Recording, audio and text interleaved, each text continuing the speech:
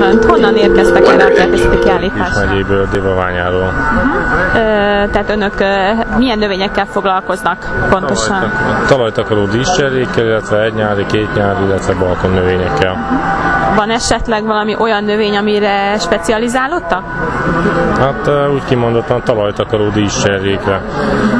Azok, amiket már több mint 10 éve csinálunk, és ezekben nagy fantáziát látunk, mert kis cserében csináljuk ezeket a növényeket, és így ezáltal az ára is olcsóbb, és parképítők számára meg kifejezetten előnyös, mert kevesebb munkával meg többet el tudnak szállítani.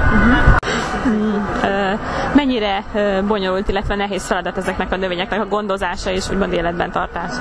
Hát ezeket a növényeket gyakorlatilag egy év alatt állítjuk elő, a dugványokat is saját magunk csináljuk, rendelkezünk anyanövényekkel, és miután a növények kész vannak a dugványok, akkor elültetjük, és még abban az évben, illetve a következő évben már értékesíteni is tudjuk. Hányadik alkalommal vesznek részt ezen a nagyszabású kiállításon? Én 12. alkalommal. Esetleg egy családi vállalkozás az a kertészkedés? Igen, egyéni vállalkozóként csinálom, de testvéremmel együtt. Ez a növény, amit most a kezemben tartok, ennek mi a neve?